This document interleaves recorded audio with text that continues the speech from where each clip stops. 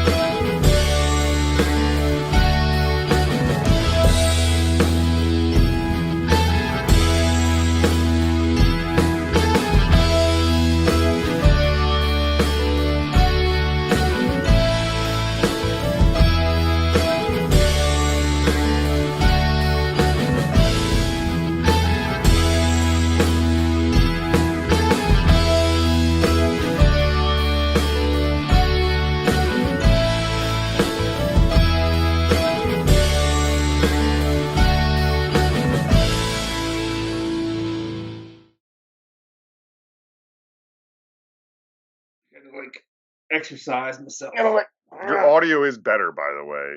I can fucking sucking on the mic like this.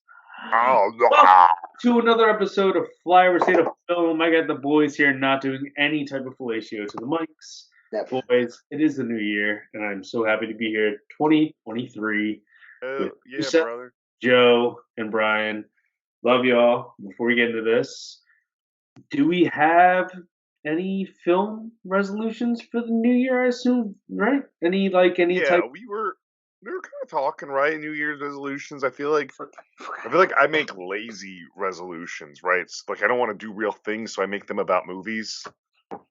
Fair. Like I can go to the gym, but I'll I don't know, I'll commit to whatever. One of my New Year's resolutions was to not drink in the week anymore. So I mean, you've had a hell of a work week, well, though. we're That's clearly different. recording this on Well, the how you weekend. took the Nobody shout. has to- that's going great. I thought that was one of the shot spouts that like pours out the ounce, and then you just took it off, just pull full on whatever you wanted in there. But no, I have.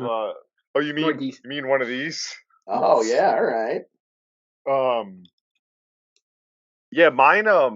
I guess Gatorade. it's kind of twofold. Like I have a letter. I want to. So I took a year off of Letterboxd. Like I did it for 1 year, like religiously, like the COVID year. Blah blah blah. Now I'm ready to go back on it, and like I'm trying to write little funny blurbs for shit when I just Trying to get noticed by Insane Letterbox. Oh yeah. So I started doing that, and then Laura bought me this very stylized movie journal. Do I have it next to me? It's basically Letterbox. It's like write down what you watched and some notes, like dislikes, checklists, stars, blah blah blah. So I'm gonna do that for new releases, and she was like, I thought it'd be nice to keep for track of Flyover and Fear stuff too, and I'm like, that's a good habit to probably get into writing thoughts out. So that's my resolution to hopefully do more not. of that. Go more analog. Like Yeah, not just Twitter, not mic. just our free flow tweets of nonsense. Can I ask you a question? Because this is the first episode. By the thumbnail, anybody who watched this knows the film we probably picked. Is the first page Johnny Be Good? No, I got the book post Johnny Be Good. The first one is Megan. You should. Ooh, Megan fucking. Megan, was 4 so much stars. I was saying you could always use it for. You could do just movies you saw in the So theater, much go into the book, or your favorite stuff. You as you see movies you really like. Those I think that's what it'll be, because I'll show you. Cut this, you said. He left. I guess that's it for us, guys. See ya. Oh, okay. Oh, yeah, that's nice. That looks like I Chris like that. Tucker. It's just movies I like. I can't just do I watched Halloween Ends today. I'm not writing about You're fucking. right. You can't do that again. You can't watch it right there. So yeah, it's this, and then the inner pages look like her. Okay. All right. So very easy, very elementary, and I'm like, I could do this. Does it have a separate area where you put director stars? Is it that kind of thing? Yeah, it's nice. Each page. It's this is Megan, 4 stars. Director Megan, date you saw it, liked, disliked, Okay. Final thought. All right. Yeah, I like it. I have two entries: Banshees of Inisherin. Oh, and Sheeran. I saw that. I watched that as well. So that was good. We very watched. good. I was telling you before we recorded. I gotta do it. I said I'm that's glad. Gonna be my. And I've never seen In Bruges, so I literally went in with no preconceived. Oh, you haven't seen Bruges? No, everybody says that, and I want to watch it, but I can't find it anywhere to. It's only to rent. I want to watch it for free. It was on Netflix. It used to be forever on HBO Max. I know it's not anymore though. Netflix is one of them. It was on just like Airheads, guys. Yeah. Yeah, fucking Airman. I wish we saw Airheads.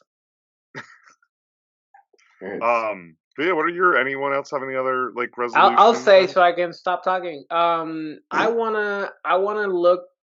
I started it when I had the web, my whylovemovies.com, and when I dropped the website, I kind of stopped doing it, and it's those deep dives of specific actors or specific directors.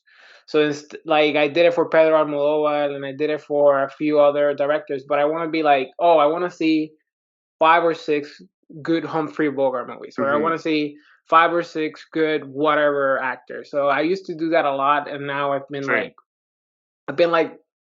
I think we talked about it. I was like, I've been very off movies a lot. Like, I guess I burned myself out, or I'll just like haven't. That was me with the Letterboxd. I burned myself out last year with or the year prior to last year.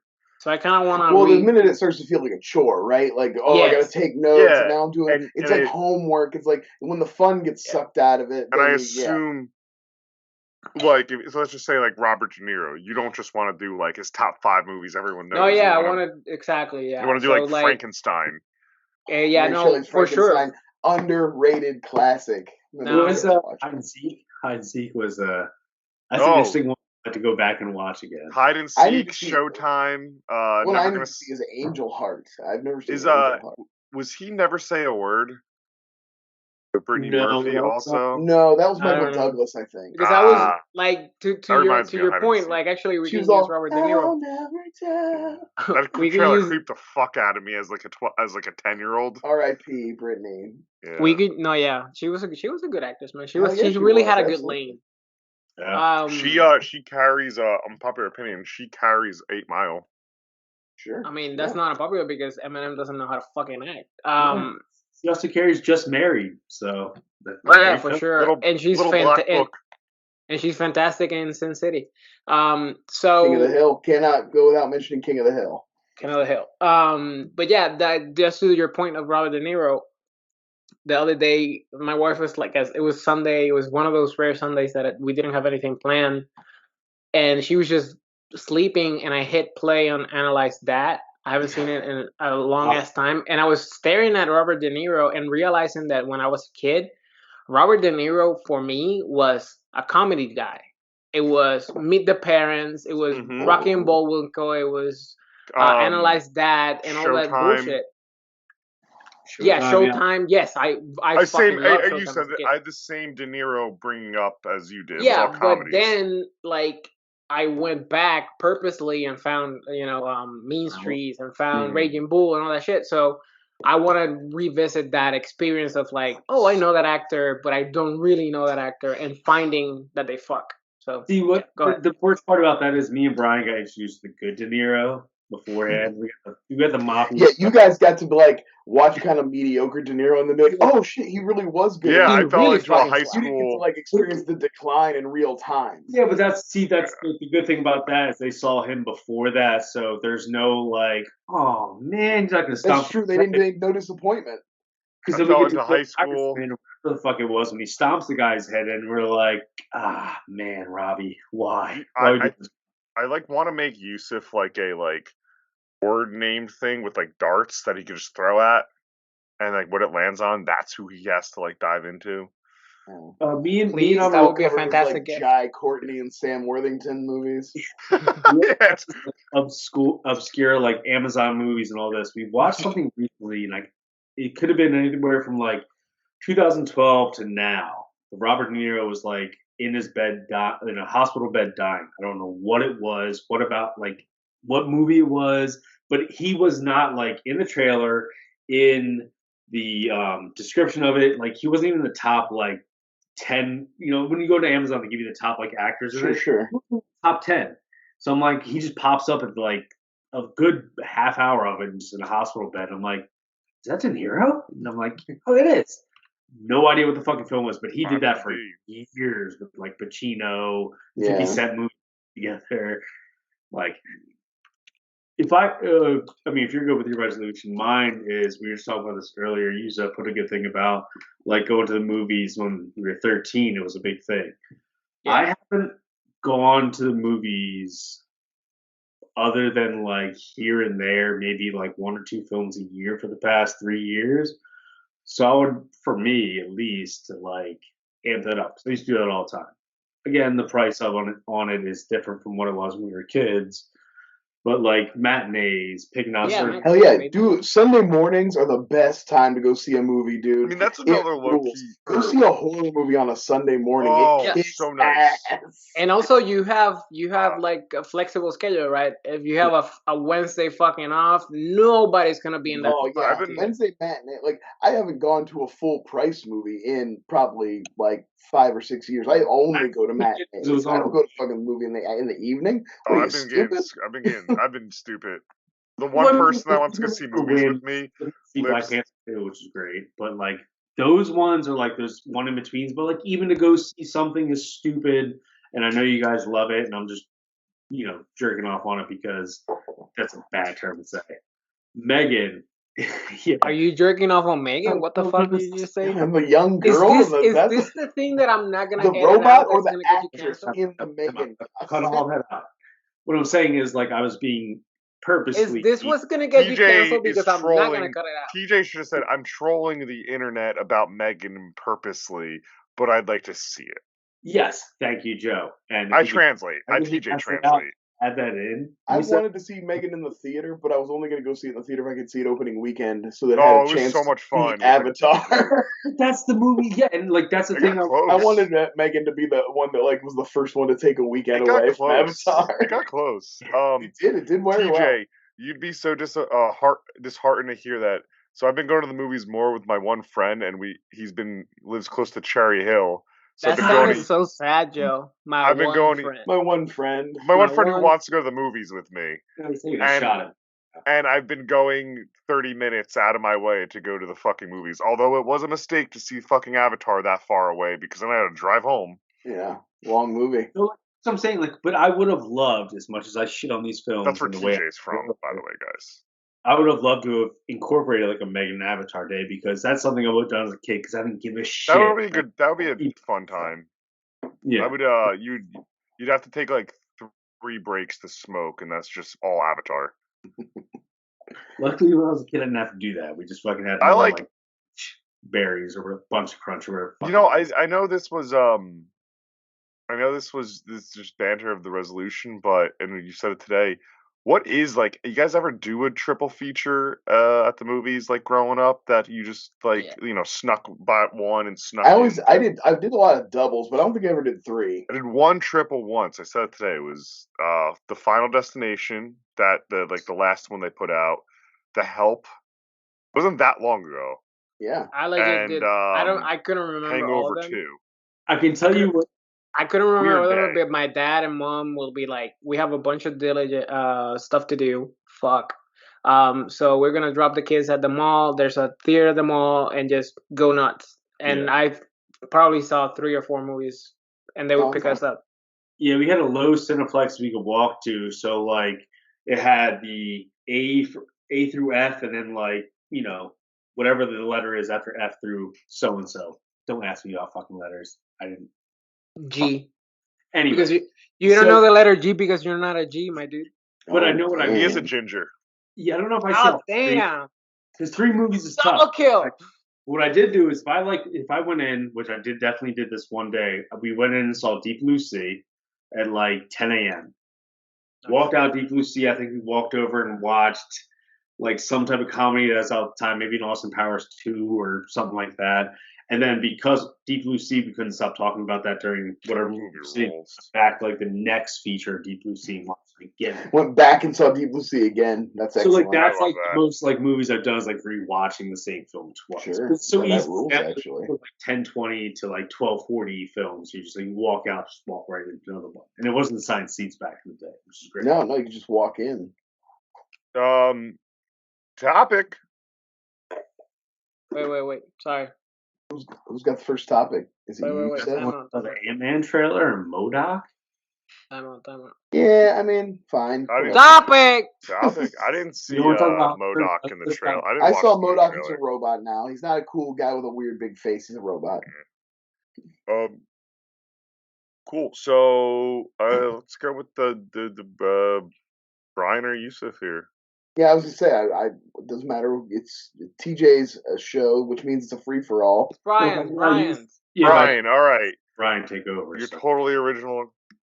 Well, I've been watching a lot of YouTube videos lately, and I've learned that cancel culture and wokeism are out of control. Okay? I don't know if you guys know anything about this, but you can't even make Blazing Saddles anymore because it already got made in the 70s. Bro, don't say that. We're in the Matrix. You won't get out of it.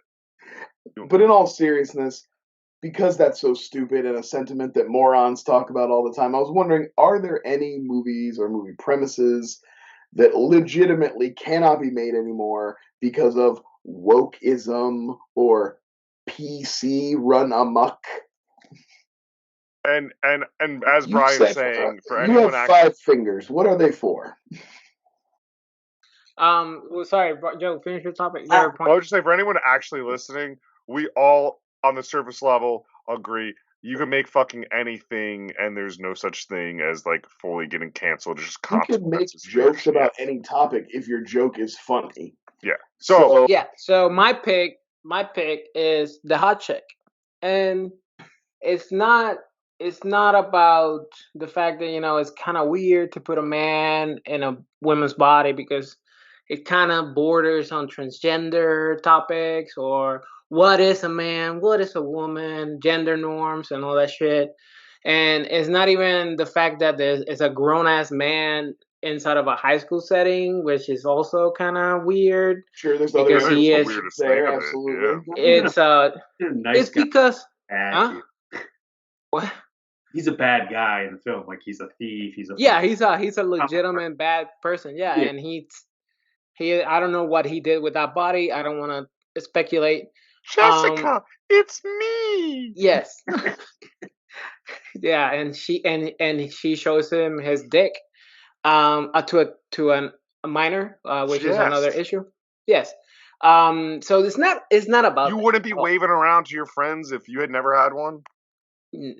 I've never had one, so I don't know. So it's about Rob Schneider, man. Fuck that asshole. And I honestly hope that there's.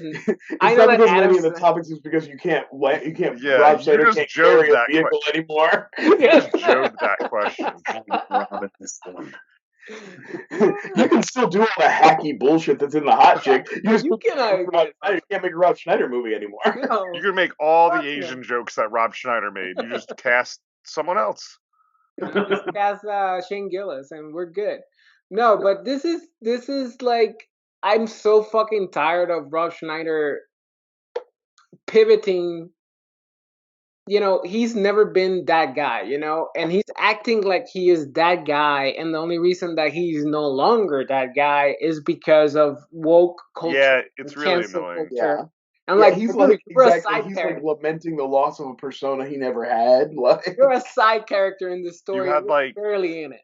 He had 4 movies where he was the lead of, and they did marginally well. And also, they weren't smash hits. You weren't like George Carlin speaking truth to power and you've been silenced. Oh. You made Deuce Bigelow male gigolo. You're a fucking hack. You were a Hawaiian, Filipino, Mexican, and there's another one that I can't remember right now. Oh, and a Chinese character. Now, I'm good for you.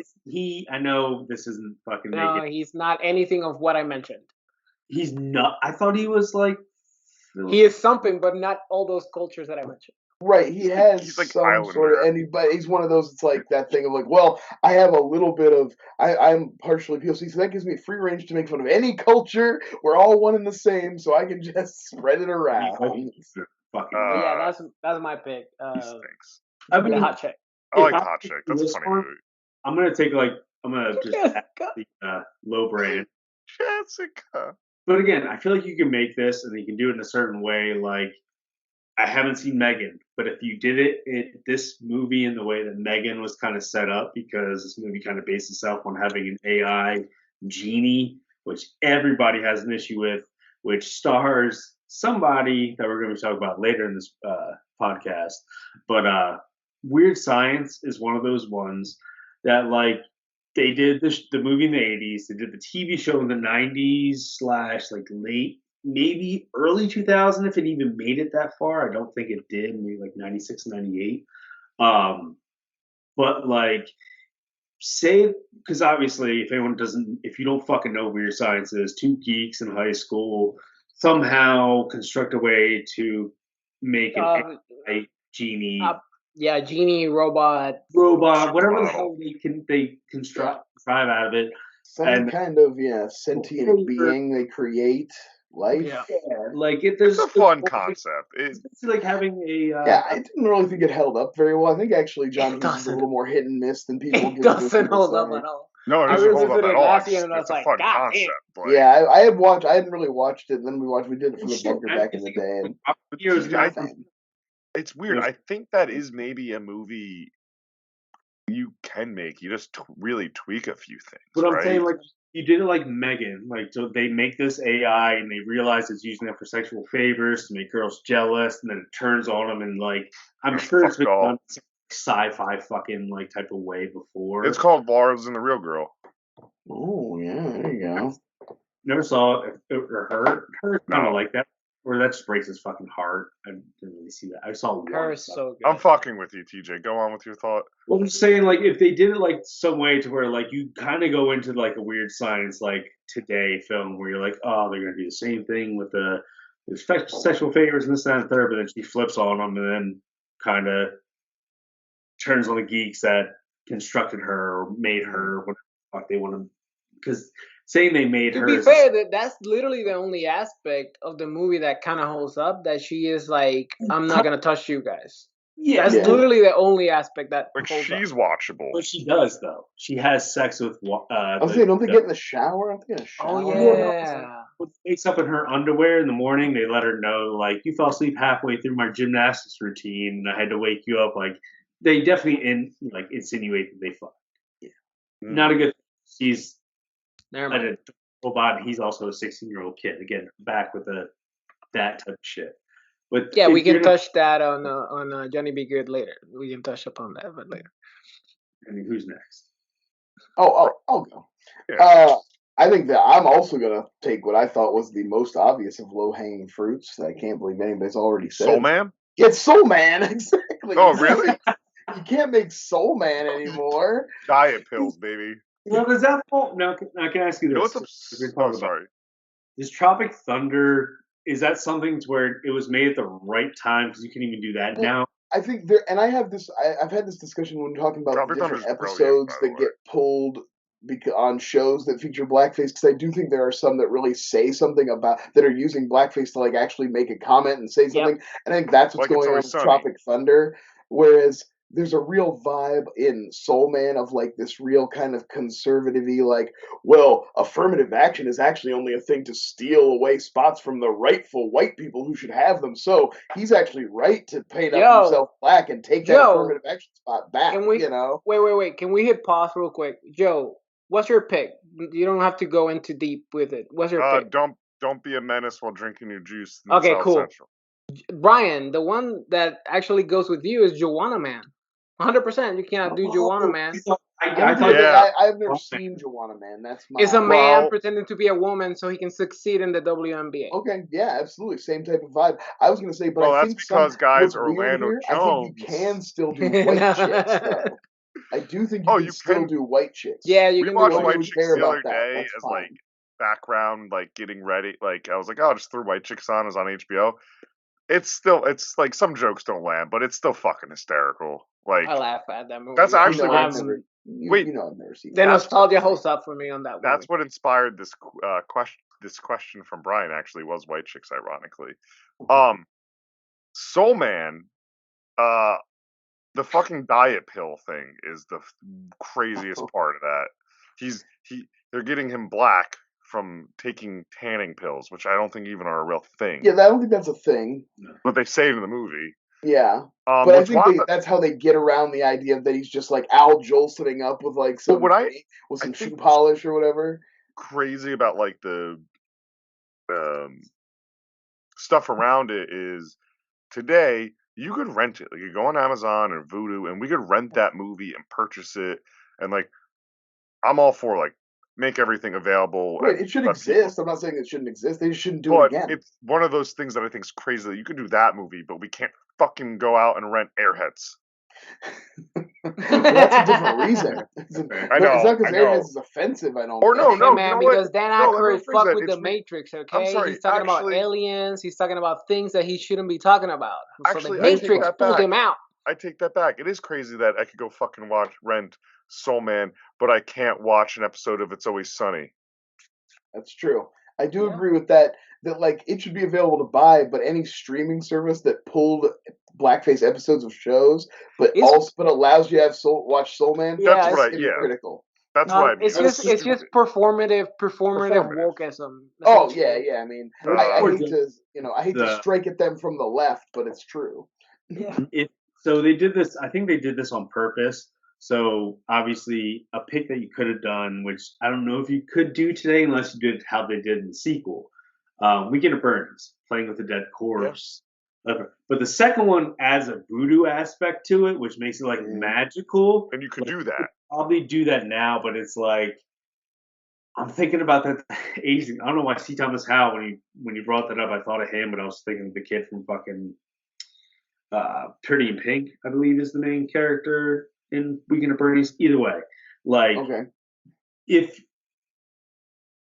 because it's hard to just go, Joe, because it's hard to put in words I was trying to say. It'll come up eventually, but I'll start wrong. Yeah. So I don't know why I was trying to think of this, and I'm in that camp, right? Like I think you can fucking make virtually anything, and that's why this is I think a fun question. I think and I didn't see it, and I don't want to get into the argument about like, oh, it was a gay movie for straight people or blah blah blah. But I think Bros just came out and proved that you can still like do that kind of a movie and be like, hey, we're gonna like make as long as the right people are making it and saying things and telling their own story or whatever. Like, yeah, the way he went. Did you see it, Yusef? You're looking like you saw it. He went away. Yeah, TJ's the way he went about it. I was so into it. I was like, "Oh, this looks great." This looks great. Yeah. That stuff, and I'm like, Billy Eichner kind of soured me on it because he made it like. I will. Yo, the best tweet was from a gay comedian, and he said, "It's hilarious that Billy Eichner is attributing the failure to straight people, not accounting to the fact that his comedy fucking sucks." And I was like, God damn, dude. I like Billy Eichner, but that was hilarious. Yeah. Mateo, I don't know his last name. Mateo fucking what's his face? I think Mateo fucking slaps, man. He is hilarious. He's probably one of the best comedians out there. And if he does that, now I don't even want to watch. I'm good. All right, my pick. And I really took it as like beat for beat today. Like no, because you can make spoofs today, but don't be a menace. Don't be a menace to South Central while drinking your juice in the hood. That is line for. I know it's made by the Wayans brothers, like people of color, but line for line, scene by scene, is just offensive after offense, and it's hysterical. And I don't think that movie can exist, even if it is a parody of like, let's say they did want to make a parody of like modern rap growing up and things like that. Like it is like. Well, I was gonna say, can you even make the type of movie they're parodying anymore? Like, would it be too hacky to try to make like an inner city drama in the 2000s? In our current era, is that like too hacky? And when you said it, I was like, in my brain, I'm like, the only way that you can make it funny and it has to be like straight to streaming is if you remade this scene for scene, right? Yeah. But really just incorporate every character as a white person. Because it kind of flips it on its fucking head and even would bring people would be like, why the fuck would you even do that out of the like why? And then you just throw it out there. Just So for the fucking scene only way that's you're making silly. fun of it on fact. The I mean, scene but that I think even Marlon would agree with you, Joe, because he's been bitching and moaning that he cannot make a movie or content anymore due Yeah. to the nature of society today. I'm like, but they've been motherfucker, given yeah, chance. you did a lot of Okay, fucking but shit. go back and watch Scary Movie, and like, yeah, there's parts of it that are hilarious, but like And there's also a lot of lazy writing. and also Yeah. there's a whole character who the whole joke is just they are a gay person. Yes, There's, Yeah. that's the only joke there is. That's is the that lazy they exist yeah. as a gay. It's like- Marlon. The joke is they like to have sex with men. Get it? Yeah. Yeah, So and that's pervasive in like in every culture. Like even if we go back to Bros, which is like the most recent comedy, there's probably a shit ton of lazy writing in there that 10 years from now people are gonna roll their fucking eyes at. But like for Johnny Be Good, there's a scene that I have it in my head. I'm sorry, I recently watched it, which is two obese people making out, and that's literally the only joke. The It's joke like, is oh just my that god, they are fat. obese people cannot just fucking back make out, my to- dude. The joke is that they exist. That's what Yeah. we're laughing at. They're just living their life, and it's hilarious. Because, like, So look at them. They're different than that's like us. 90%, not 90, but maybe like 40 or 50% of Scary Movie. Don't be a no, menace, white it's chick, it's, shit it's like lazy. It's And it's I would and say it's those- and the thing is, it's in living color too. It's like that. Living Color's the you worst. try to go back to a living color, and it's brutal. Like And so much of it I is picked just that. like I picked punching that. down and. I picked that purposely. It's the punching down, and it is from people of color, so it's something I could Yeah. look at and not go. You could objectively all go, oh yeah, it's not just one hand doing one thing. The scene that stood out to me, why I was like, ooh, I think it's fucking hysterical. But the scene in the liquor store with the Asian owners and what the metal detector says anytime someone walks in and out of the place. I don't remember that scene. Great lazy. I can't say it. Great lazy humor. Never in a million years they let in that. Yeah. Seeing unless it's on a YouTube video, that's not a production company's not putting out. Maybe Ben Shapiro's company. At this time, like, also 2 questions wrapped in one. Let's get them out real quick. I've always thought of this: is Princess Bride technically a spoof? Yes. That's a good question. I never. Yeah, thought I would of say it. so. Yeah, Yes. of like fantasy movies, kind of. Of fairy tales. Yeah. So like, boom! I love that fucking film. We just watched it again the other day. Fell in love with it again. It's so good. And at this time, Great when first this half. came out, there was only like Police Academy, Naked Gun, and And you had Airplane, Mhm. Yeah, it's the other one. Like this one, Silence like of the Hams. No. No one watched. No one watched Silence of the Hams. I did. Wrongfully Accused. Topic. Well, that's a good one. Wrongfully. Mafia, one of the worst Actually, movies Real I've ever rented. Genius comes to mind. That's going to come up What later. about- All right, we're doing another topic. Who's topic? Topic. Oh wait. Yusef actually came up with this one on the fly. He was just like, I'm so busy. Topic. Topic. Yeah, Yusuf was like, I can't get a topic. Then me, he was like, well, what if we do this? Yeah. You can tell by It only took me needling him a little bit. Yeah, clutch players like that way. So I bet everybody can identify with this. And if you have, comment down below, guys, and tell us what are the movies. Subscribe, hit like, and subscribe. Ooh, type in the comments below. Where do the people find you? Yeah. We really do like comments, though. Discuss in the comments. Thank you, Ryan. More than likely, you've been Netflix, Hulu, HBO, whatever the case may be, scrolling through, and you see that one movie, and you go like, "Oh fuck, I haven't seen that in a while," but you don't hit play because it's just like either hits too close to home, or your personal life currently aligns way too much with the topic, and you're like, "I don't want to deal with this bullshit." Like, this is not my pick, but like an example is there's a new movie coming out to Hulu, and it's very pandemic centric. And I was like, I don't want to fuck with this shit. That shit at the beginning almost ruined Glass Onion for me. I was almost like, oh, we're doing this. Yeah. So what is I'll give my pick, that way I can stop talking and finish this. My pick is Coco. I cannot fucking watch Coco, especially after my beautiful grandmother died last year. The fact that is very centered around the loss of a loved one, especially one that is so centered or so it anchors your family in a way that it gives an identity to your family. Mm-hmm. Like my grandfather, actually I'm wearing his hat, I didn't even notice. My grandfather, my grandmother not only establish our values, but our traditions. So everything that we do can be very easily traced to them. Like my job, I'm an accountant, and my grandfather was an accountant, and I always idolized him, and I wanted to be an accountant. And that's why I'm fucking dying over here. He was always dying as well. Yeah. So, but the movie little Yusef like sitting with a little like ticker tape calculator, just dreaming of being an accountant someday.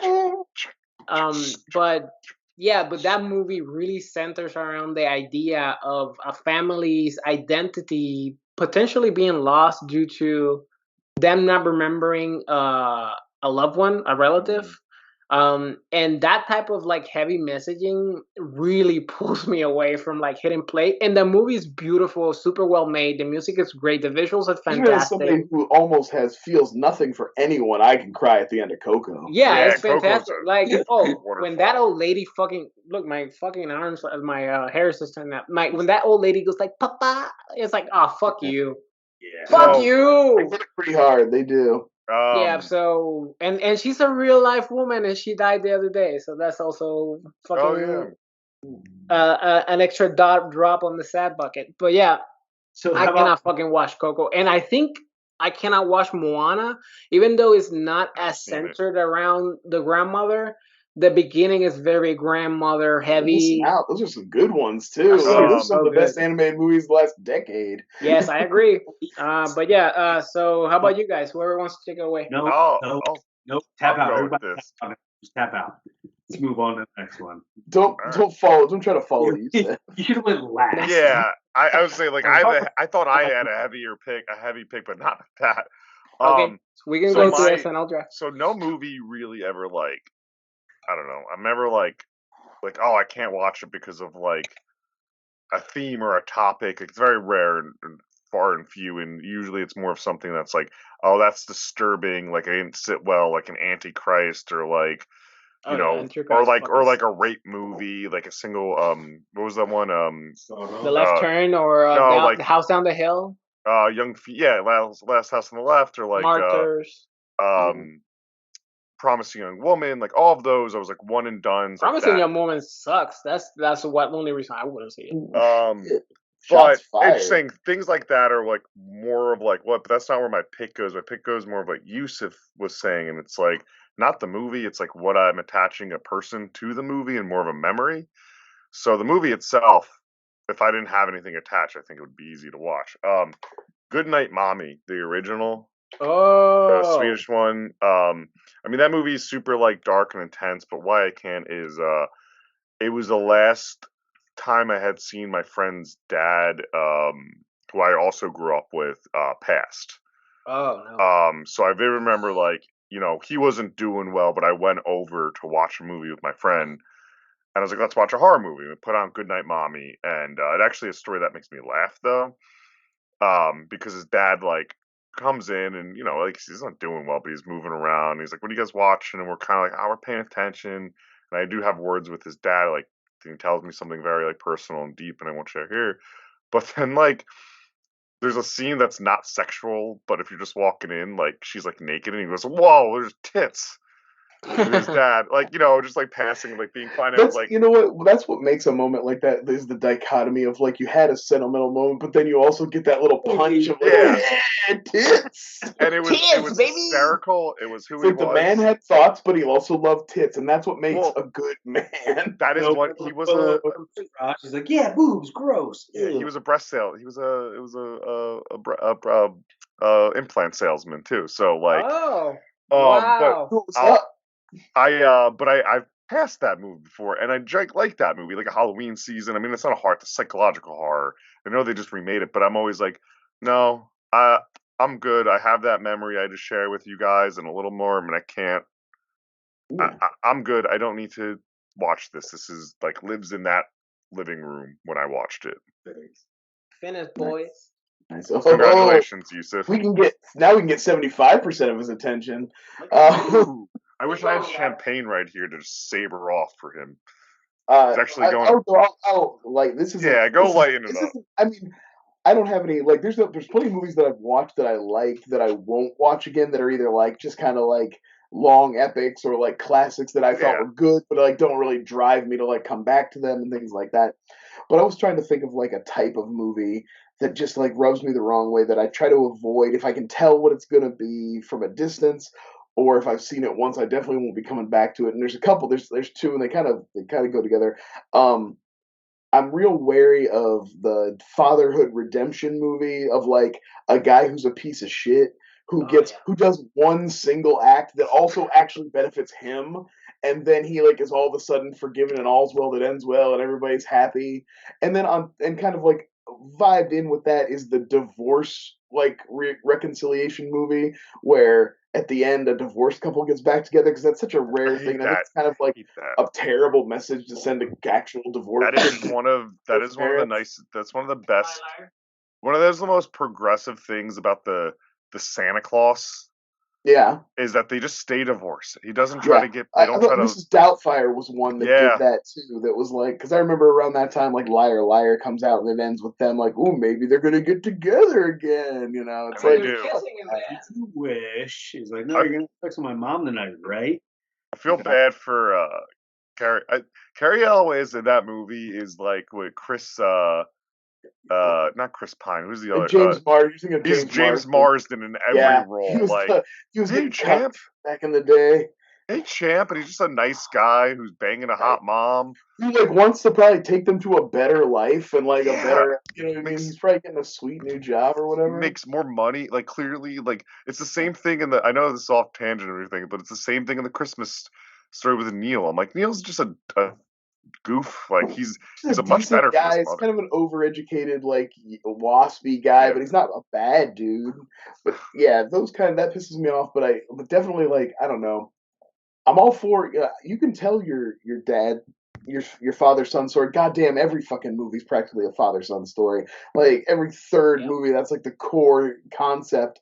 But this whole thing of like a guy who gets off the hook at with one act after a lifetime of bullshit Bullshit. and just like all movies that portray people whose sole focus their whole life is their relationship with their parents and like they cannot be fulfilled no matter what is going on with their life Yep. because they can't get the can approval of these people.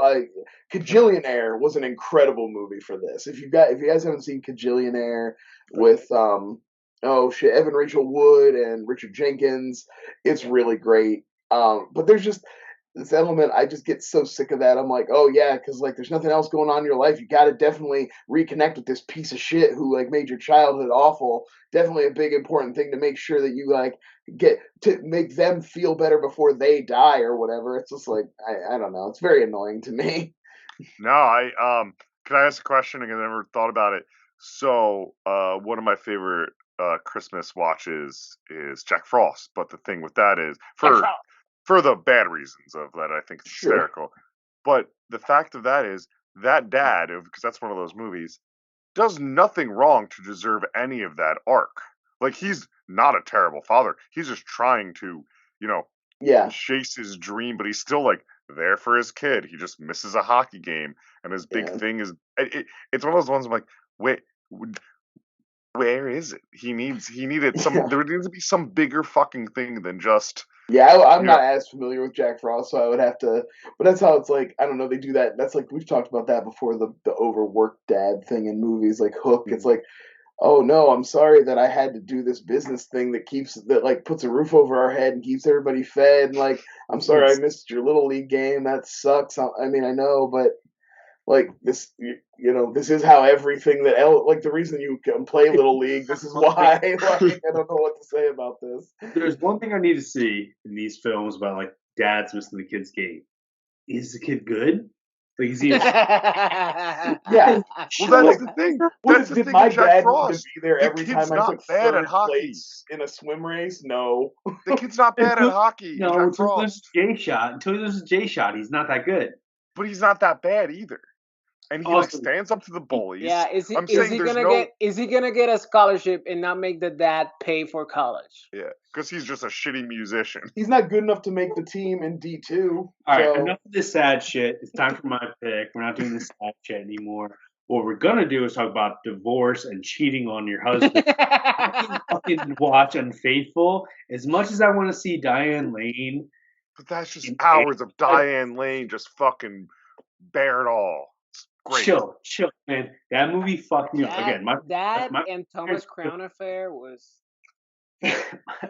My parents got divorced probably in '95 due to being unfaithful. Dad.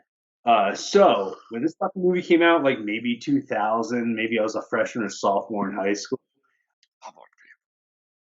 It was a time when I saw this film that it fucked me up forever.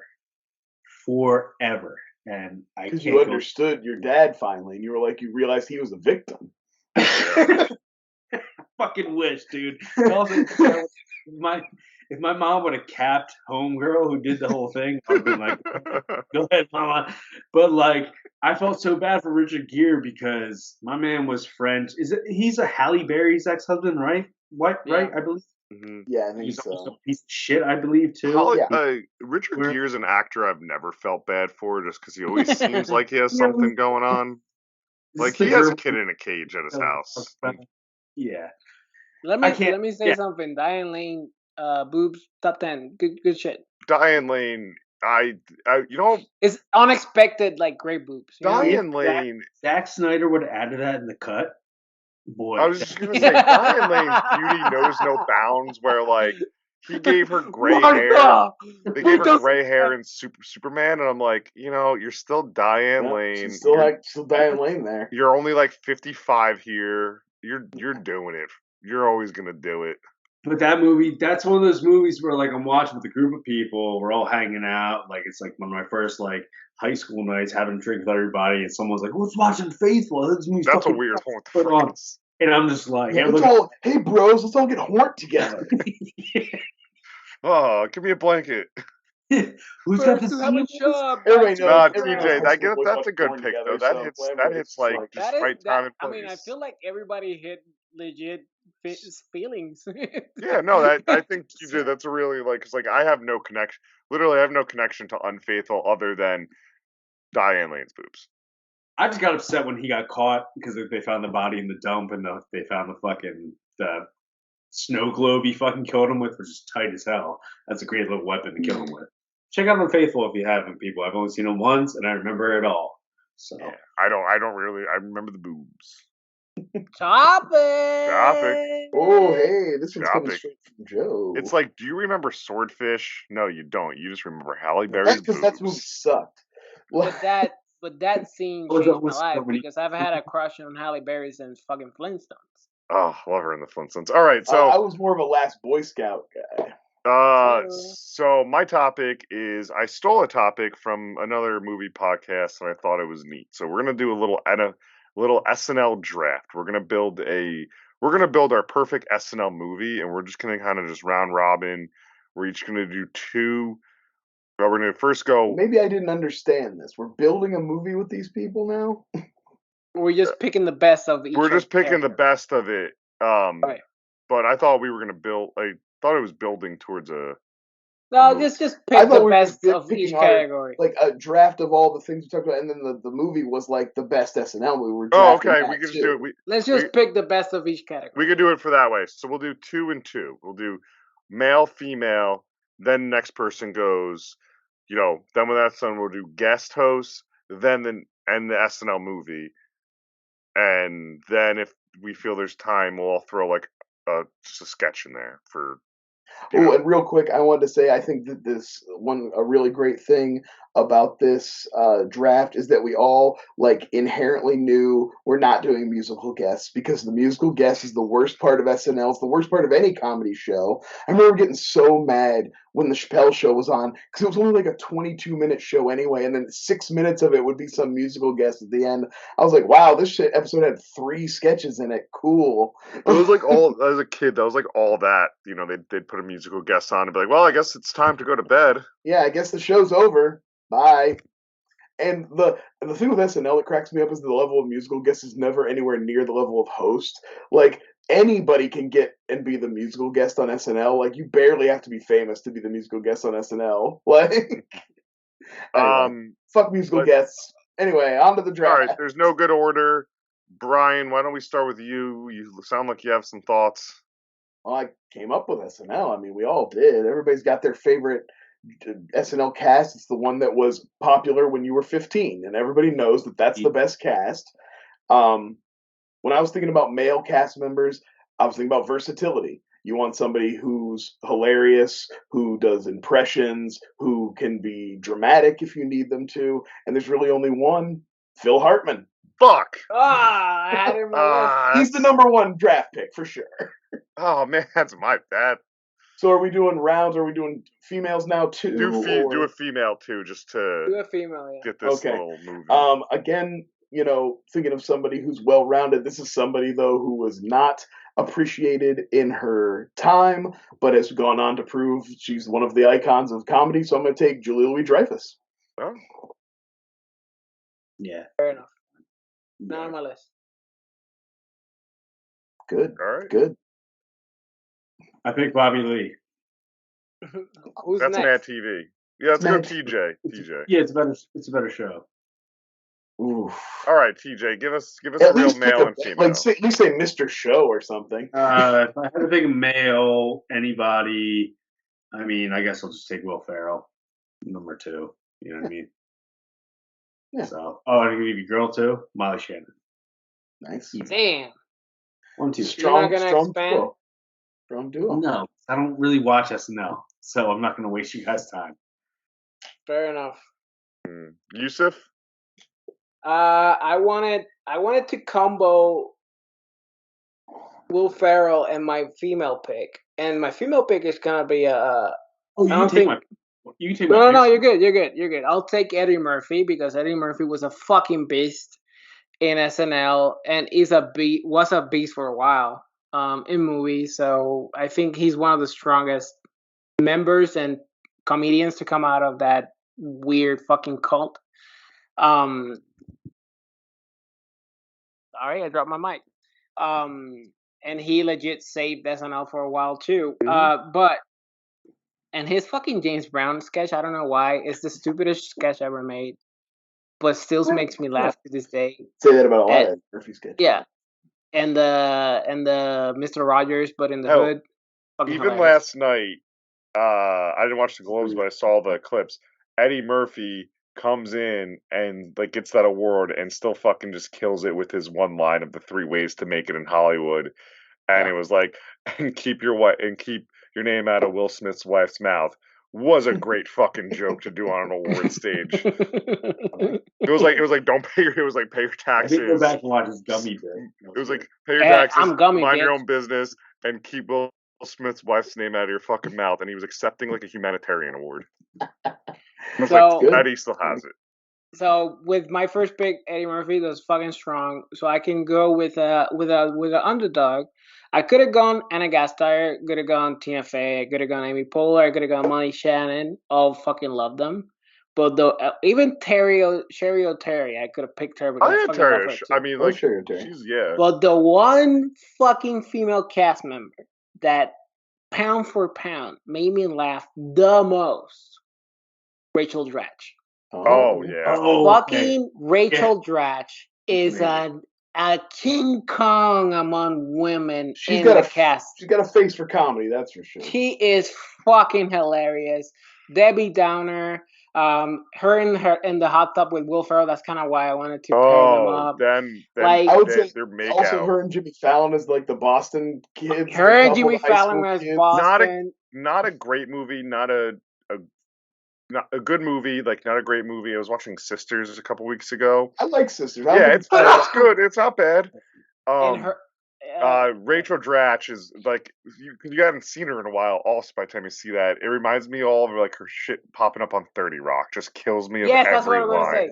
Her on 30 Rock appearing just to drop bombs. She's just a flyby of comedy. She's like damn near like an extra cast member in the first season. The first or two, season, she plays like, and then she just starts kind of getting peppered in throughout the show after that. But yeah. So yeah, that's my pick. Eddie Murphy. I would have loved Will Ferrell because they have so many sketches together, but Eddie Murphy is a beast, and Rachel Dratch. Brian, I think I read about her because we rewatched 30 Rock this past summer, and I think Tina Fey like fought for her to be like a main cast member like that, or something like that. Like, but the way they did it, a different character each time. The creator, like the studio, was like, "What are you fucking doing?" So that's why she kind of like faded out of it because which is weird because that's totally in line with 30 Rock. 30 Rock's wacky like that. Yeah. Like, and I could be like off with some of that, but like it is noticeable when she doesn't show up because she's anyway.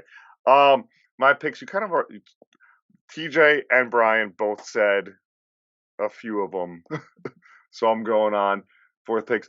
I'll take Chris Farley. I think we talking. I'm kind of surprised he made it. Got this far. He Come on, Eddie. Come on. The three that we picked are far ahead. No, I mean, I still feel like TJ would have picked Chris Farley. Phil Hartman. That's true. I'm surprised he didn't. Phil Hartman, Will Ferrell were right there for me too. I mean, Phil was number one. For the reasons Brian said it is like he's just the most well-rounded cast member. Although Keenan should probably get an honorable mention in here. Okay, we'll have one that says Ed Keenan has to be included in your cast. Affirmative action. Just make the woke mob has come for our draft. Directors leaked audio of a director complaining. Oh, we had to cast Keenan. I don't know. He never left 30 Rock. He's been here for 40 years. Just been hanging around. No, and then my female, I jump right to Kristen Wiig. Also another like well-rounded, I think, character. Both of them together could play. Her with the tiny hands. Silly.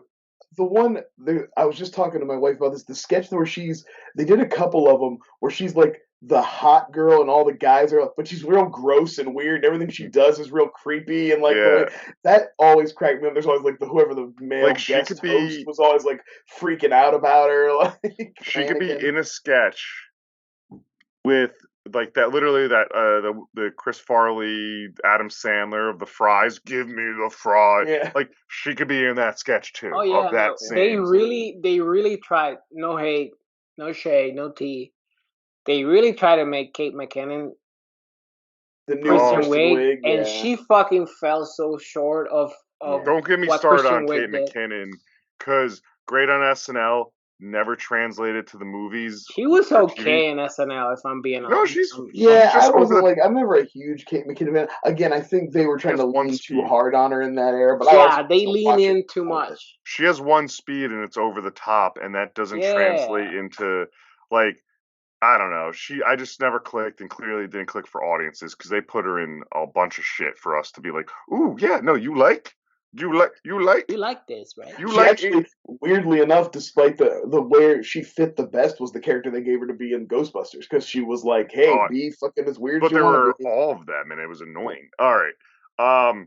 So the next round is I need a host and a movie from you, Brian. Oh, I get to go first again. Oh no, let's change that up. Let's give TJ first. Go ahead, dude. You know, Joe, you were the last one. Yeah, you went last. Oh, okay. First, we round robin. Back to me. All right, guest host. I'm doing a bit of a cheat here because I'm just going another SNL member. Give me Bill Hader. Okay. I'm He's pretty hosted sure. now, right? He I'm counts. pretty sure he's hosted. Oh yeah, he's hosted twice. Okay, cool. Give me Bill Hader because it's another one of those guys where like I feel like he's modern day Phil Hartman for that era of SNL. And then the movie, I mean, the best SNL movie is Wayne's World. Can't argue with that. It's Wayne's World. Hard. It's such a good top notch comedy. It's way better than it has any right to be. I mean, like, listen, I was gonna pick It's Pat, but like, I'm not trying to get canceled. Talk about something that can't get made anymore. Pat actually should have been all of our picks. That's such a weird I rented sketch. It's Pat as a kid because I was in like an SNL phase, and my mom was like, "Yeah, it's just this character," and I vaguely remember the movie, but I remember the box art. What I remember most is that they have Dave Foley in it to play his like androgynous like Chris, the Pat dates that you also can't tell what sex they are. All right, guys, next pick. It's Pat. Thanks, Yusuf. Great pick. All right, let's go. Let's just go backwards, Yusuf. Round robin. Host Alec Baldwin. Alec Baldwin. Sweaty meatballs. The creepy counselor with Adam Sandler. His old one's classic. He might have overdone it a bit by being Trump all the Donald time. Trump. He started the first time little he did thin it. then. Yeah, Trump. The first time that he did it, like, there's a reason why Tina Fey pulled him into 30 Rock, because he showcased that he is a fucking funny man. He's characters. He's funny. That's the. Yeah, no, he's funny. It's funny as fuck. And my movie, MacGruber. Sorry, I picked the best movie. Sorry. Yeah, no, Wayne's World is funny as shit, but MacGruber really fucking makes me laugh. Like, Wayne's World is like, I laugh and also I can appreciate because it's a nostalgia bomb, but MacGruber is right in line with my funny bone now.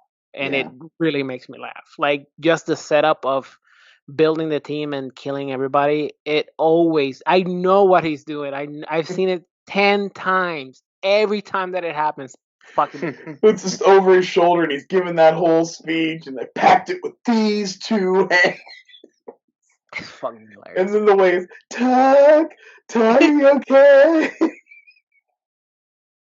I love him. Will Forte is maybe my favorite SNL cast come out like after the eras that I was like really watching the show. Yeah, Will Forte is undoubtedly an honorable mention in the male cast. You and me are the only fans in the world of the Brother Solomon. Oh, I love Brother Solomon. It's so good.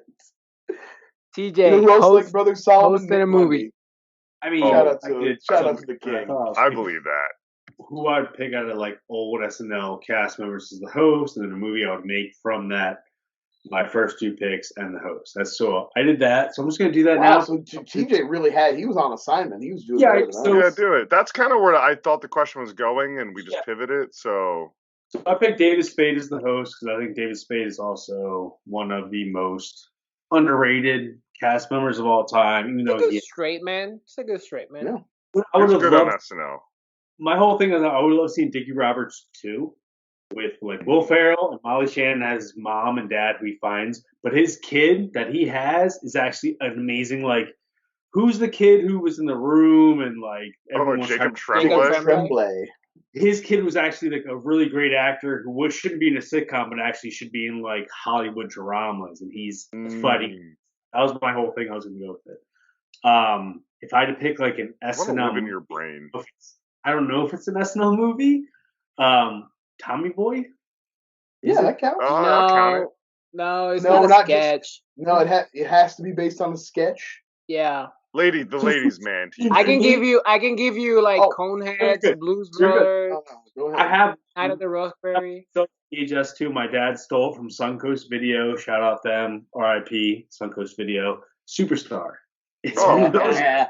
That's a great pick. Superstar is so good. That is a great movie. We go to my dad's and it's your fucking two picks, Will Ferrell and Molly Shannon. There you go. So perfect. So it goes good together, and also like I was like like Norm Macdonald, like all those different characters. And I think they like squeeze a bunch of SNL characters. Yeah, they flow in and out. Yo, Will Ferrell with that stupid fucking haircut in that movie. Harlan Williams as the fucking badass in the movie. When he's Jesus and he goes, "Oh my me." What's the girl's name? It's not Aquafina. It's like me and Sarah will still be doing like it's called the "Move On with Your Life." Yeah. My mom was at an era. My mom was Superstar for Halloween, and she went to her school. And I mean, this day it was one of her best cuts. She looked like her and walked around and acted like fucking her all day. There's also, I don't know what it is about Molly Shannon. She can be in any film. Her sexual energy is insane. Even her making out with a fucking tree when I was like 12. I was like, you know what it is? It's because she's silly and crazy that like the sexuality is even like she's strong. Her energy is so strong. Feel the vibrations. That's you know who's the modern, to me at least, Molly Shannon, the one that plays Agatha in WandaVision. I'm obsessed with her. Catherine Hahn. Catherine Hahn. She also has this raw sexuality. Yeah. Yusuf, I'm glad you say that because I think we talked about it. I said like, who are some me and Laura always ask people like, who are like some like unconventionally like attractive people that you just find like the hottest in the world. Catherine Hahn in Step Brothers when she's number one is Catherine Hahn for me every time. There's just something about her. So anyway, there's she has an Unfaithful type movie too somewhere. Oh, send me a link to that. Didn't she do like an HBO show recently too that was maybe had some like racier adult elements to them? Yes. The reason I picked Superstar 2 is Brian put this question out, I think, yesterday, talking about, do we have any, 70-plus comedic actors, that kind of hold the bar that aren't dead yet? And obviously, I'm pretty sure whoever played the grandmother of Molly Shannon in Superstar, who does, the thing up the stairs and, protecting She's the mom in Mary Poppins. Really? Isn't that her? Isn't that same? I don't know. I'm just saying. I can't remember. I think it is. Because I'm she's so funny in it, but also so dry and just plays the straight. She's really funny. Because the whole family, her parents died from a tap dancing Irish step dancing thing that happens in the film. So she's like, I'm just trying to save you from going on stage again. And it's one of those films that, again, I would have never picked this, but it just popped in my brain because it's the first. Oh, that's a good one. Yeah, so. I'll go real quick, because you guys were talking about pairs. And as much as I love JLD and do think she was underused, obviously, and did turn out to be much better than what her SNL career initially showed, I should have picked Jan Hooks to go with Phil Hartman. Jan Hooks is incredible. She's so funny and she's so good, and we lost her too soon. But so good. And but anyway, my pick for host is John Goodman. I mean, just great host. He's just a binger. Of course, he was before it was popular for guys like Steve Martin and Alec Baldwin to be competing for how many times they had hosted. John Goodman had hosted 11 times already. So he's awesome. John Goodman has been 20,000 times. Yeah, and then I also honorable mention too to Ben Affleck, who is an underrated SNL host. He's funny. For 5-timer. Give me an honorable mention of this. I mean, I know it was the athlete ones are all kitschy, but Peyton Manning's episode is they wrote great. Athletes they wrote them well. Statistically, are the worst hosts, but. The Rock and Chris Kattan as Mr. Peepers and the adult Mr. Peepers, one of my favorite scenes of all time. Chris Kattan was up there for a pick, but I also think the guy's all fucked up right now. But that's a great scene, and he has great movies. Night at the Roxbury. I'm sorry. No, Chris Kattan had his time, and he's actually got a little moment because he had to get mentioned in Nope. So good for him. That's what I think of now is the monologue in Nope of Chris him. Just picturing him playing the. It's too perfect. It's you could see it, and it was just you want to watch the bit. It was 6 minutes and 13 seconds. And then for movie, I'm glad that You've shouted out Coneheads. I wasn't going to pick it, but it is underrated. It's a really good one. In fact, I think the movie is better than any of the sketches ever were. 100%. Oh yeah. But Blues Brothers would be my pick. It would have been Wayne's World or Blues Brothers. Just a classic, 80s comedy. Also a great musical. Just great, good stuff. So I've not seen any Blues Brothers. So if I had to, and again, you guys can understand why I would never, because I'm an idiot. Blues Brothers 2000. Is that something to even try? I mean, honestly, if you watch the first one and enjoy it, I wouldn't. You can watch the second one for the musical performances, because they do get a lot of cool, like, real musicians in the movies, because the Blues Brothers have that cachet. But the movie itself is quite bad. The original's great, though. Like, I was a dude who was super into the Blues Brothers when 2000 came out. Did you play the video game? Myself that it was okay, and we rewatched it for Bunker, and it did not hold. I couldn't bring myself to hold it up. Did you play Blues Brothers 2000 video game that they made for the N64? No, I did not. I can't even imagine what that would entail. I can't either, but I'm sure it's not good. All right. So that's it. Good draft. We can do the. You want to do honorable mention favorite sketch? We can do a quickie. Honorable mention favorite sketch. I could have been wearing it. My Brock Toon shirt. Are you a fan of Brock Toon, the Mr. Belvedere fan club? I don't know if anybody's. It's an all-timer for me. It's a Tom Hanks sketch. It's from the 80s, obviously, because it references Mr. Belvedere. It's about a support group / fan club of Mr. Belvedere. It's very funny. Anybody look that up? I don't remember the name of the sketch, but just thinking about it makes me laugh. Is Will Ferrell doing the songs as the guy, and he's in the car, and he's just singing like... Goulet. Robert Goulet. Robert Goulet. Yeah. That's it. I would the big ram. They bring in the taxidermy rams. Like, the taxidermy ram. Blink, do you? It's so I would have done this Keeper stuff, but to be honest, the one a lot of them I remember is because I used to get so mad. I would stay up so late on Saturday night to watch Mad TV, and then wake up halfway through, and my dad had SNL on. I'm like, what the fuck, man? I'm fucking trying to watch the good stuff. And he's like, you don't even know. But, it's hard to say because Sherry O'Terry also has the same thing that Molly Shannon does. But the Will Ferrell and the Sherry O'Terry cheerleading Spartan. So funny. Spartans are good. There's not a specific one, but just the whole thing with same with the Will Ferrell Celebrity Jeopardy. There's not a specific Celebrity one. Jeopardy is so good. Norm Macdonald is Norm Macdonald and Dan Harmon, right? As Sean Connery. Oh yes, no, it's Daryl Hammond. Daryl Hammond. If I didn't even watch SNL, that's when internet for me really hit off in 2001, 2002, where you could find those little minute sketches. If you download the sketches. Yeah. If you had to pick, real quick, if you had to pick a, oh fuck. Nah, I lost it. What's just topics? Sorry. I got Debbie Downer, since I picked Rachel Dratch.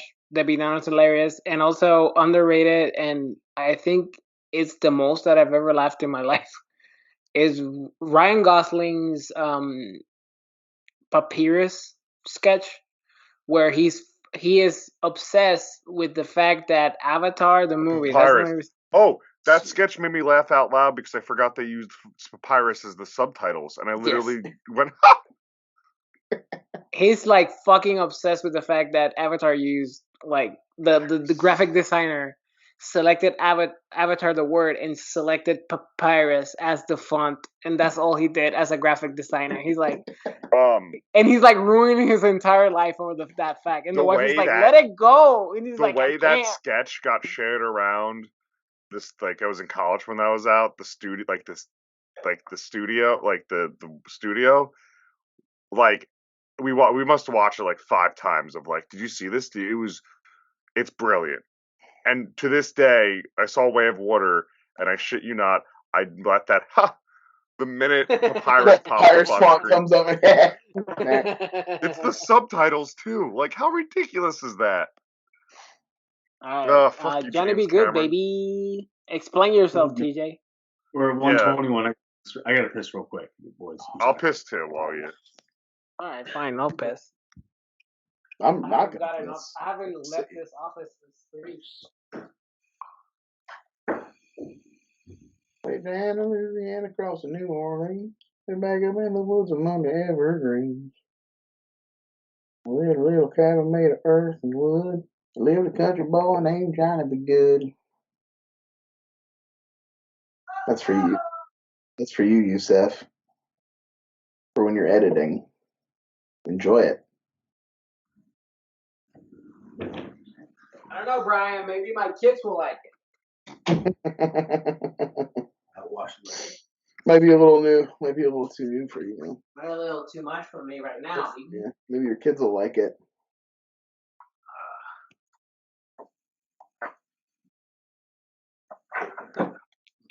Well, is pregnant? Not yet. Okay. Oh, yeah. Don't throw that bad juju on me. That's good juju. Shut up.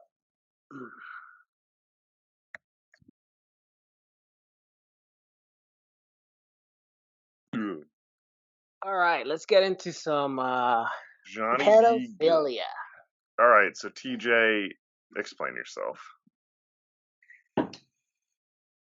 Actually, I think this is pretty self-explanatory. Like the idea of knowing TJ and then finding out that he watched this movie a lot as a child. Oh, that fits. That's like it fits. Puzzle pieces coming together. No. Just explain yourself as to why you made us watch it. I don't like any of that after what he just said. So explain yourself, Brian. Anyway, so I picked a movie. It's the beginning of the year, guys. It's me. I'm TJ.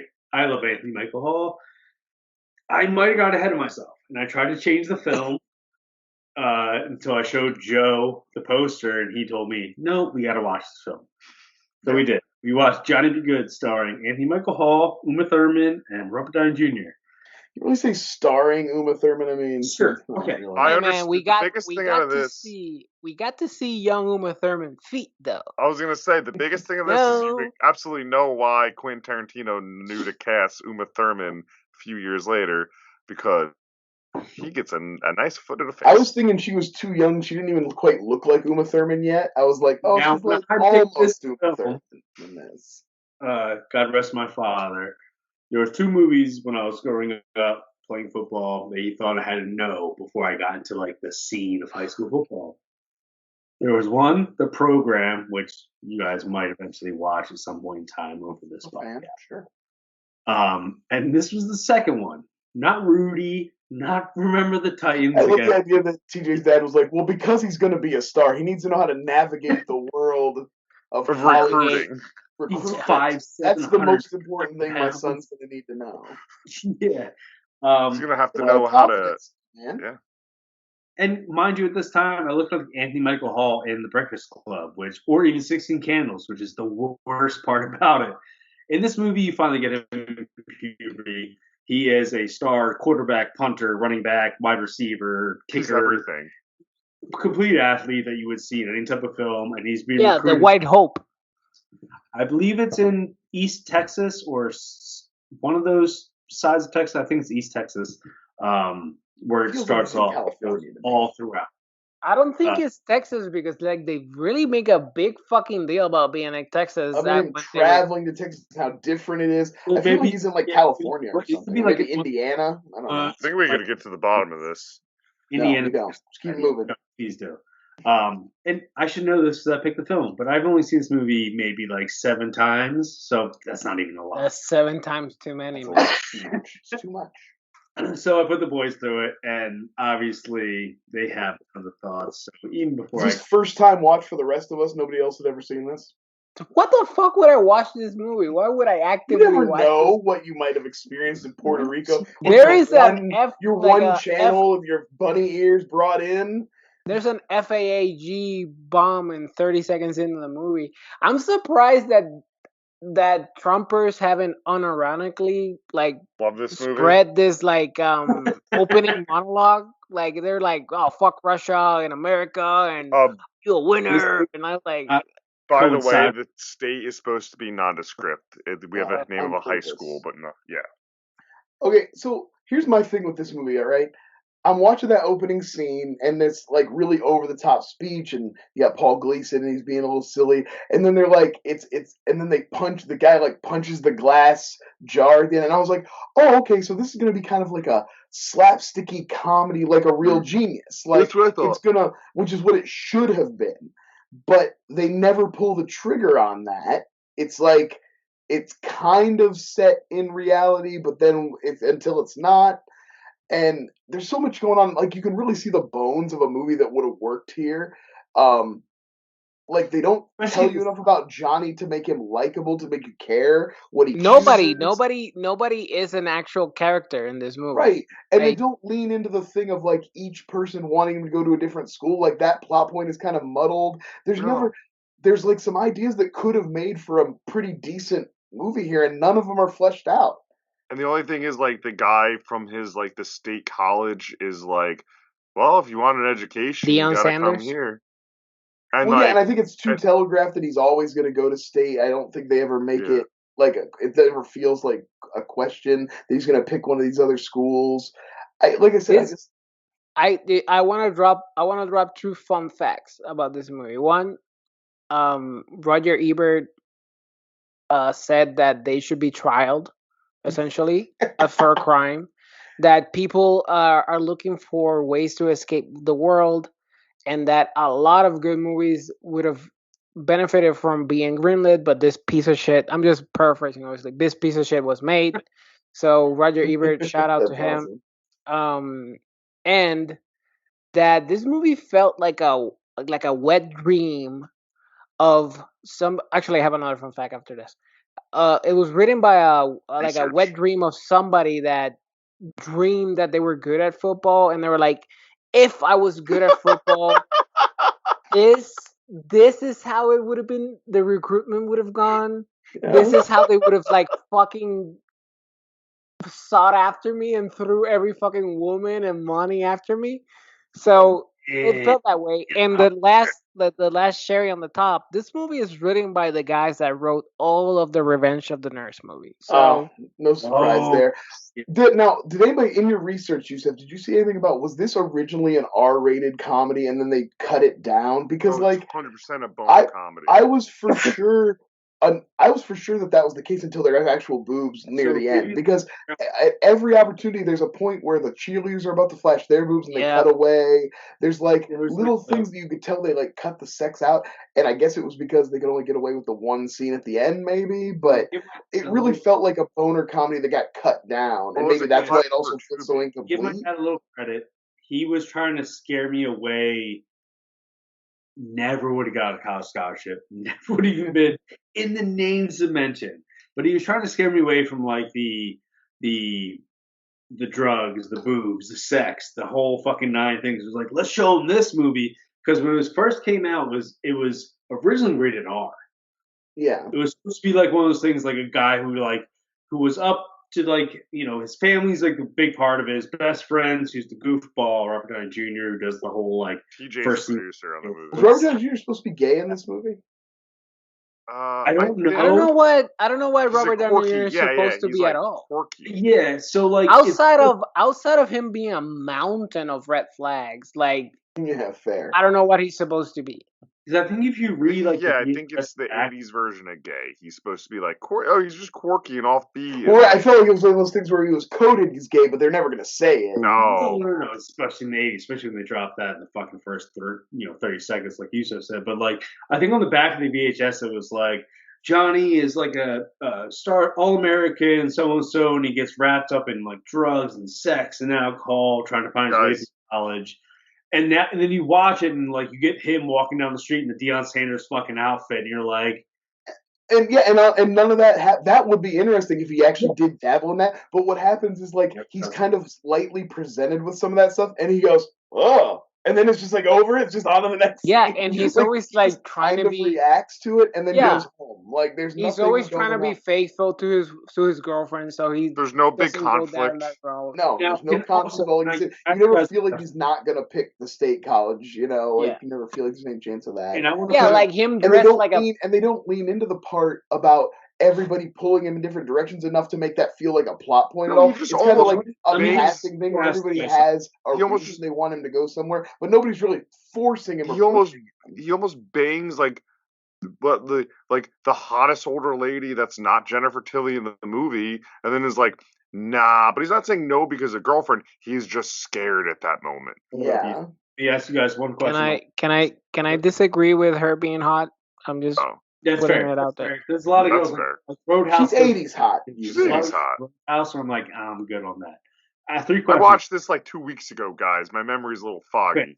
So Okay, let's put it, the movie presents her as hot. How about that? And I was into A hot it. pedophile. regardless, if you figure yourself as Anthony Michael Hall, right? You are the geek in so and so. You're the geek in this. You're the geek in that. Maybe in Weird Science, you kind of show a little bit of like your stature and puberty hitting off, and then eventually you do get bigger. He did. The only research I did today was to make fun of TJ on Twitter. Yes. And so Anthony Michael Hall's 3 movies after Weird Science.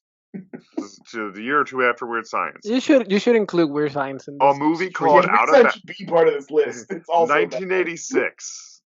Some movie called Out of Bounds, which I'm sure is on TJ's list. It's something about Daryl's parents ship him off to a big city to live with his brother, hoping he will have a better life.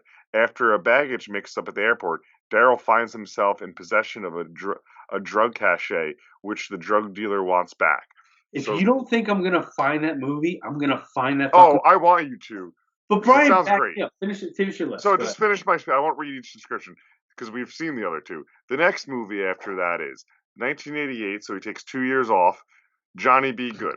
Hey, Joe. He took 2 years off. You know why? Because you don't just to get a body, man. Yeah, to get a body on him. Then 1990, and this is a few years before Edward Scissorhands. He takes another 2 years to do A Gnome Named Norm. And then all through the 90s, post Edward Scissorhands, he's strictly on television. No. He was on the Dead Zone. If you were put in that category for so long as he was, right?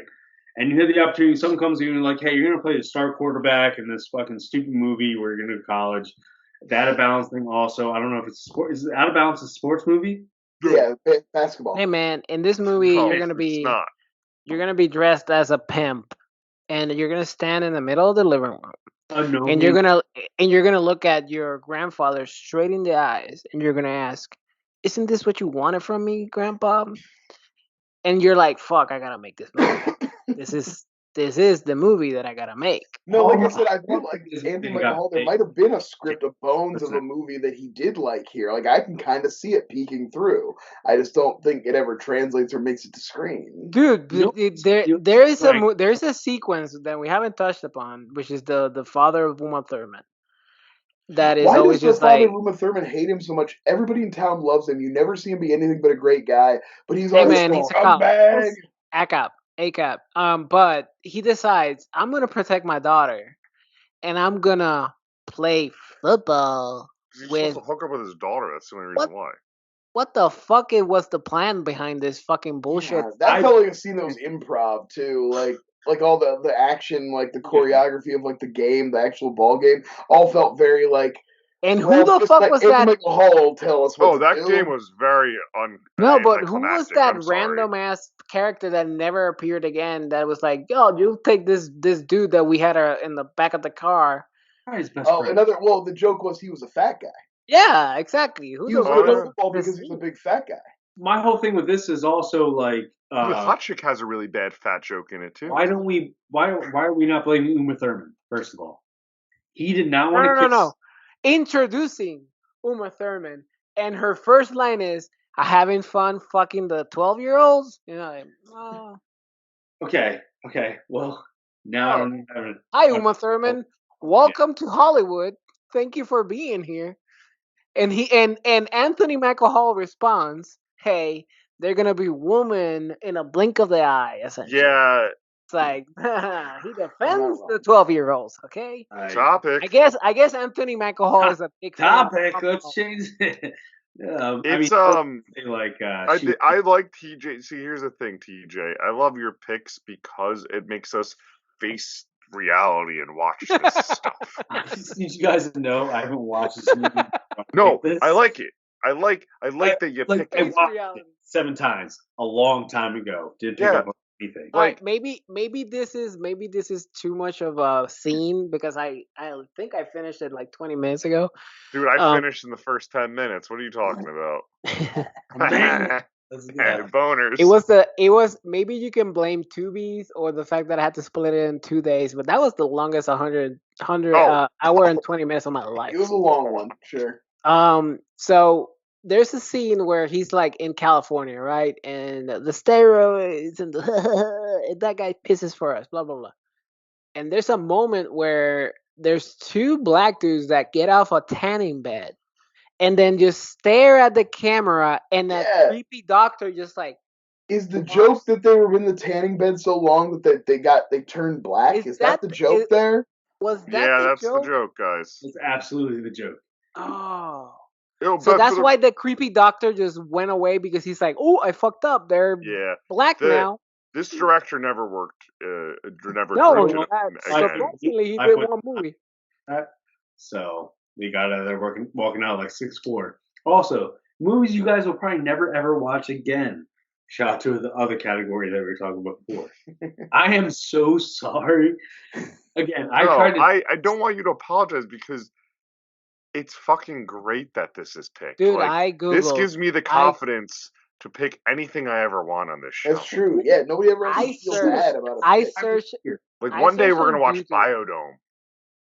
No, please don't. I searched on YouTube for shits and giggles. Johnny B. Good movie review. There is not a single fucking video. Duckman or John Flickinger. So we will be cornering the market. We are gonna corner the market of fucking Johnny B. Good. This is just like what Red Letter Media did with the Nuki tape. Yeah, it's gonna be the next Triple R on this one. We're gonna be like, can we talk about the Asian hookers in the party? That was fun. You must have did a bad Google need to talk about this movie more. Sorry. You must have did an awful YouTube search because a man did make 1 4-minute review. One man? Yeah, just one. Oh, okay. Sorry, we're coming for his turf. Shout, but we can believe it. We're coming for his turf, but yeah, no, that Texas scene was so fucking long and uncomfortable because you just have to. No. Okay, no. Fuck the Texas scene. Can we talk about the hero of the movie? College admissions. The 75-year-old man that has been stalking Anthony Michael Hall this entire time and getting aroused every time there's some fucking college high school action, like the cheerleader no panties and Uma Thurman and Michael making out. The rest of the time he's like, "Oh, this fucking job," and he's like, "Whoa, time to jerk off. There's 2 kids fucking." And he is the hero of the movie in the end because he reveals that the coach framed him for rape. Man, it's okay if he's a good man and he's allowed to love his work. If this isn't a lower score than fucking A Gnome Named Norm, I'm gonna be upset. Dude, I legit would watch A Gnome Named Norm again. I've watched Gnome Named Norm twice since. Like I've watched it once before. After too much time on your hands, Joe. How Does It Get Made picked it, and I was like, Laura, you need to experience this. It was so great. I didn't let her know that I actually. No. I don't know if you guys remember. I know that we erase moments from our life in this podcast, but we paired villains of horror, and I picked Hellraiser for Joe. And him watching A No Name Nor again is a great fucking reason why. He's like BDSM through. Sadist.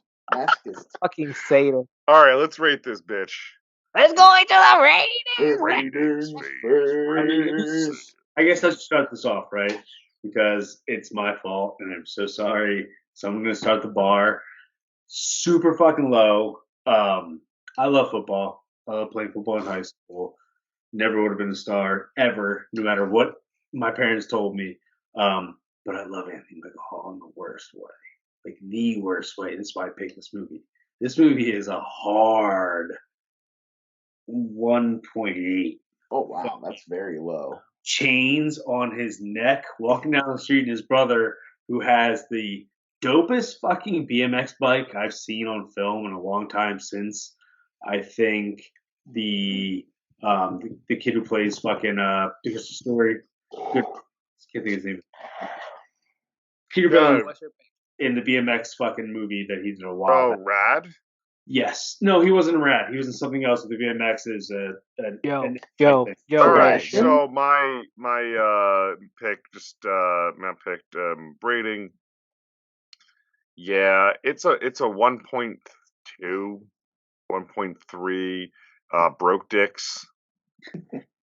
Broke my dick, coach. That's Dude, if that all I was gotta the state say. finals, that state better remain undetermined,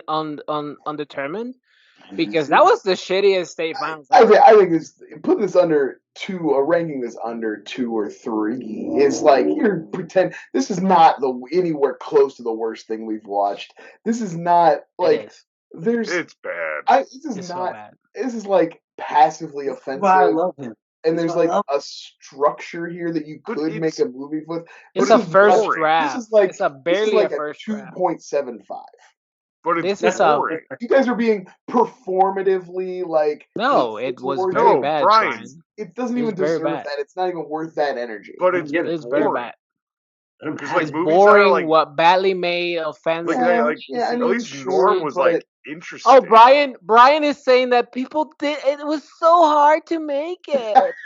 People worked really hard, guys. People worked really hard on this movie. Fucking zero. Someone had to fluff his cock up. Pick another Mike Anthony.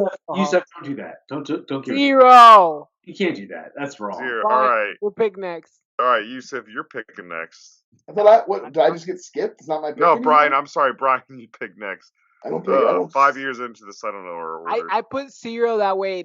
Brian's and mine evens out and is one across the board. Fuck you, Brian. No, Brian, your pick. That's terrible. And it would be like 1.34 or something. Everybody's one.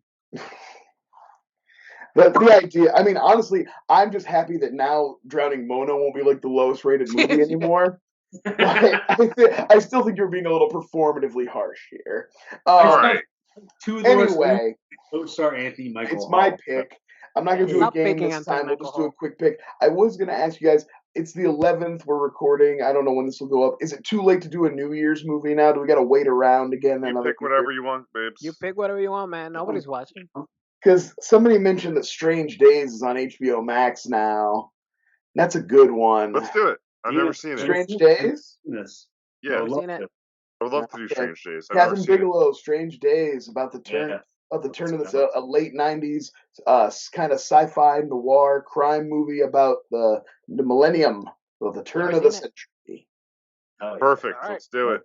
It's a good one. Back to back first watches. 2023 is off to a great start. Getting it started. All right. Where can the people find you? Better than a 1.3 or whatever. You guys are on Flyover State of Film podcast. Guys, check out Flyover State of Fear. Check out the latest flyby me and Brian just did for Christmas. If you want to go back to the holidays. Shut up, Yusa. Anyway, you guys find me also on Twitter at TJDex. Who's next? You can find me here, Flyover State of Fear, all on your podcast feed, and on Twitter at Trendango1 and all that fun stuff. Didn't you just do a Saw episode, Joe? I did just do a Saw episode with Brian Starr, who's pretty popular on the TikToks and Instagrams, and he was very nice. Yeah, next week, Nope. And next week, Nope with Lon Harris returns. Oh, nice. I would have done Nope, but Lon's a better get than me. Yeah, and Brian will be coming on to talk Deadstream. Be on the lookout for that. We haven't even recorded it yet. No, we haven't recorded it. Anytime soon. I bet it's an amazing show. Brian. Oh, you can find me right here on YouTube and on Twitter at Hercules, and that's the only places. Just that. That's it. Bye. Bye.